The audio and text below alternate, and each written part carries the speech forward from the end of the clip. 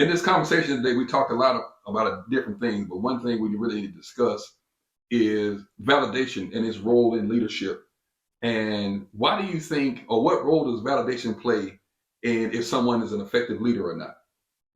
Well, so the question you're asking is what role does validation play or have in leadership? Mhm. Validation is the thing that derails your leadership. So you could be a very powerful leader, but most people never become powerful leaders because they have addictions to validation, right? So they need somebody to approve, to approve who they are, uh, to make them feel good about themselves. So they spend a lot of time trying to impress people, trying to please people, trying to prove stuff to people, competing with people, wanting to get compliments from people. And what happens every time we find ourselves caught up in one of those addiction to validation, we end up sacrificing something. We sacrifice what our own inner awareness is telling us or guiding us to do. So it's like you heard the term co-signing, right? Mhm. So my inner awareness leads me to do something, gives me a fresh idea, innovative idea. And man, I'm excited about it. So I go to you and I say, brother, I got this idea. And I share it with you and you say, oh, that don't sound right. I don't think that's gonna work. And what happens? We then abandon what our inner awareness has provided us. Now, gotta understand this. Our inner awareness represents our inner technology. So all of the intelligence that is within ourselves that has been passed on from one generation after the next in our family, all that is connected to our inner awareness. So everything that happened to us or to life on the planet since whatever time began, that technology is a part of our inner awareness. We all are equipped with it. So it sees things that our conscious eye cannot see. It sees things that our conscious self cannot even comprehend. So then our inner awareness relays that to us, and then we drop it because somebody else who don't see what we see said they can't see what you see. Wow. It doesn't happen a lot. Somebody say, I can't see what you see. Of course you can't see what I see. Mm. Because I'm calibrated differently from you. So I'm designed by nature to see what you don't see. Mm.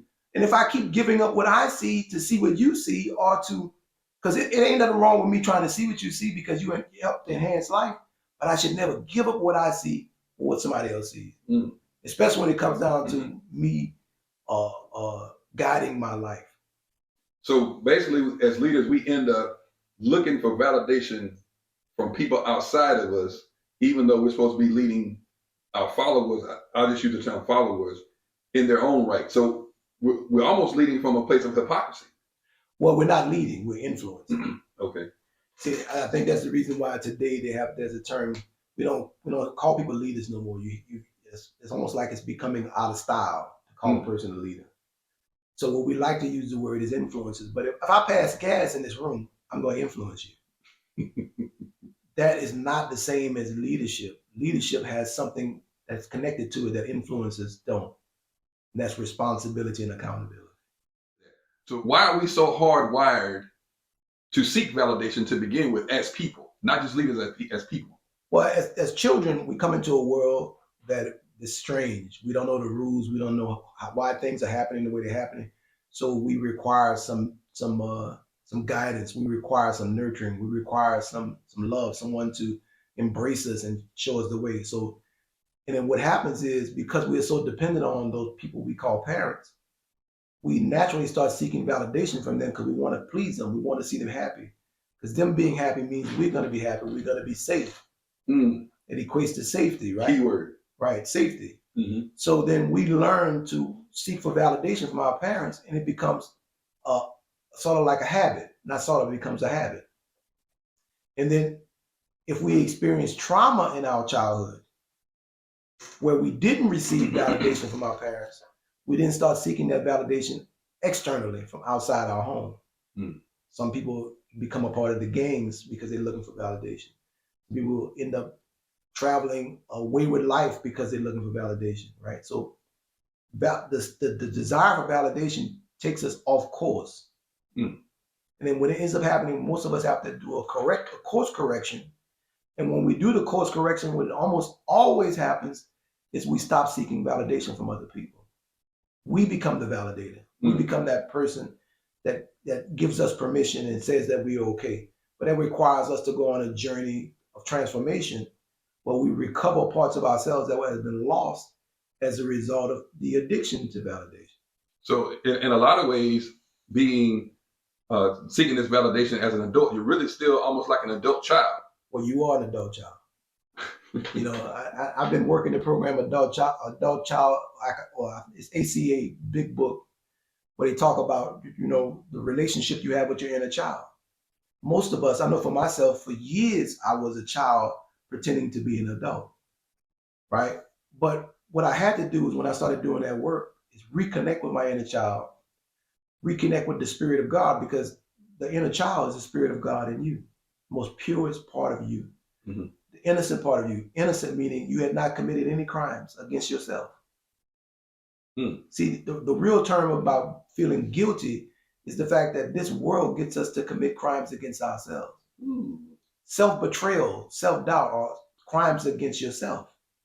So innocent, the innocent child that you're connecting back with is that person who never did anything to harm themselves. So you were innocent. And so there's a point to where you gave your innocence up. And that's at that point, your inner child stopped moving. So your inner child said, you could go ahead, but I'm not going any further than where I am right now. And so we move on as an adult, pretending to be an adult, but we are still, inner child is still left unmatured because we separated from it just for safety, for survival, to protect ourselves. So the only way to graduate past that is to allow that inner child to mature to the point where you are right now. Well, it's not necessarily, the inner child doesn't really have to mature. It needs to be reparented.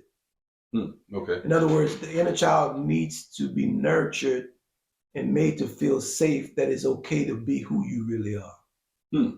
At your core, at your most innocent self, the self that does not have any preconceived notions, is not premeditating, not rehearsing what it's going to say, but to really just be that innocent, vulnerable human being, which is very powerful because it is unpredictable. See, natural life is unpredictable, serendipitous, and it's spontaneous.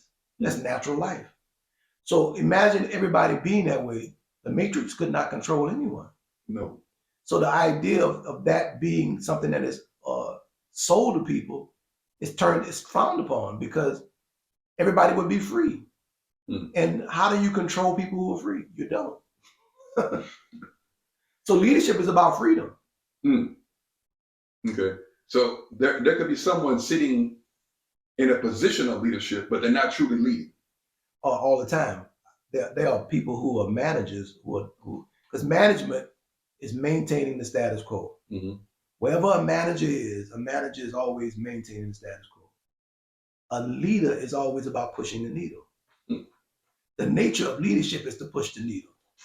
It's to go where no man has boldly gone before. That is what leadership is about. We wouldn't even have the term leadership if it wasn't about that. Then now when a person falls back, they become a manager. Now we need managers because there are certain things that we've created that we want to keep it going. So you put people to manage on it.